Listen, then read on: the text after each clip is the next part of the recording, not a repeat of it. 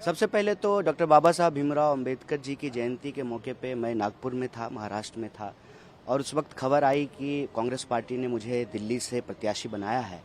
तो मैं दिल्ली की जनता का आभार व्यक्त करना चाहता हूं, उनको कोटि कोटि धन्यवाद देना चाहता हूं। मैं आभार व्यक्त करना चाहता हूं दिल्ली प्रदेश कांग्रेस कमेटी के हमारे सभी कार्यकर्ताओं का, सभी नेताओं का, सभी पूर्व विधायकों का, सांसदों का, मंत्रियों का, कि उन्होंने ये फैसला लिया है। इससे एक जो है मैसेज जाएगा देश में कि हम मजबूती से जो है लोकसभा चुनाव लड़ रहे हैं। और इसी मौके पे हम धन्यवाद देना चाहते हैं हमारे कांग्रेस पार्टी के शीर्ष नेतृत्व का, कि उन्होंने मुझे योग्य समझा है। दिल्ली की जो देश की राजधानी है वहाँ से प्रत्याशी के तौर पे खड़ा करने का फैसला उन्होंने लिया है, उम्मीदवार बनाने का। निश्चित तौर पे जो है हम उनकी उम्मीदों पर खरा उतरने की कोशिश करेंगे।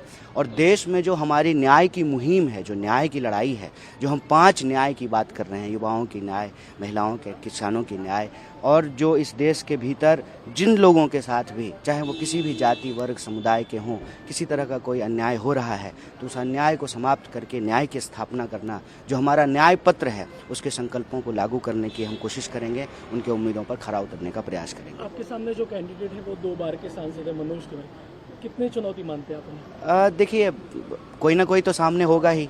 जब चुनाव हो रहा है, इट्स लाइक कि जब कोई टूर्नामेंट होता है, कोई गेम होता है तो 2 टीम होती है, तो कोई ना कोई तो सामने होता ही।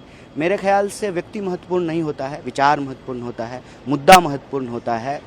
10 साल से वो सांसद हैं तो वो बताएं नॉर्थ ईस्ट की जनता को, नॉर्थ ईस्ट दिल्ली की जनता को, कि 10 साल में उन्होंने क्या किया है।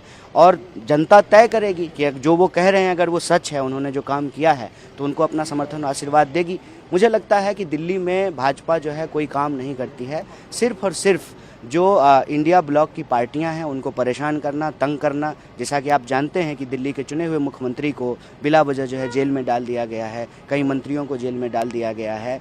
तो जो एक चुनी हुई सरकार है उसको अस्थिर करने का प्रयास किया जा रहा है। तो कहीं ना कहीं ये दिल्ली का अपमान है, दिल्ली के आम लोगों का अपमान है, दिल्ली के अंदर जो लोकतांत्रिक प्रक्रिया है उसका मजाक उड़ाया गया है। मुझे लगता है कि इन चीज़ों का सवाल जो है, इन चीज़ों पर जनता जरूर पूछेगी और इसका जवाब जो है माननीय सांसद जी को देना पड़ेगा। पिछले बार आप जिनके खिलाफ चुनाव लड़ते उनका एक बयान अभी आया, गिरिराज सिंह कह रहे कि जिन्हें रिजेक्ट कर दिया उन्हें कांग्रेस ने उतारा। अभी ये बात तो उनके ऊपर भी लागू होता है। बहुत सारे ऐसे लोग हैं जो कांग्रेस पार्टी में चुनाव हार गए थे और अभी जो है पलक पावरे बिछा करके, जो है रेड कारपेट बिछा करके उनका भाजपा में स्वागत किया जा रहा है। हम यही कहते हैं कि आपकी बात में ना एक सच्चाई होनी चाहिए, एक ईमानदारी होना चाहिए।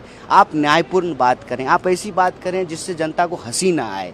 अब बताइए वो किस मुंह से ये बात कह रहे हैं, जब वो खुद ही जो है कांग्रेस के कई सारे जो हारे हुए नेता हैं उनको ईडी का डर दिखा करके, सीबीआई का डर दिखा करके भाजपा में शामिल करा लिया है। तो मुझे लगता है कि ये सब भटकाने वाली बात है। वो इसी तरह के भटकाने वाले बयान देंगे, वो इधर उधर की बात करेंगे। हम रोजी रोटी, कपड़ा मकान पे टिके रहेंगे, हम आम लोगों के विकास के सवाल पे टिके रहेंगे, हम आम लोगों के न्याय की बात पे टिके रहेंगे। हम उनकी इधर उधर की बातों में फंसने वाले नहीं। प्रधानमंत्री का एक बयान कल का, टुकड़े टुकड़े गैंग का सुल्तान कह दिया कांग्रेस ने। अब देखिए, जब चीफ ही ऐसी बात करेंगे तो स्वाभाविक रूप से जो है उनके बाकी कमांडर जो हैं वो वही भाषा बोलेंगे। तो मैं यही कह रहा हूं कि प्रधानमंत्री हों या भाजपा के कोई भी नेता हों, आज उनके पास कोई एजेंडा नहीं है। वो ये बताने में सक्षम नहीं है कि 10 साल में उन्होंने देश के लिए क्या किया है, दिल्ली के लिए उन्होंने क्या किया है। दूसरी तरफ इंडिया ब्लॉक है और इंडिया ब्लॉक के हर पार्टी के नेता के ऊपर मनमानी कार्रवाई की गई है।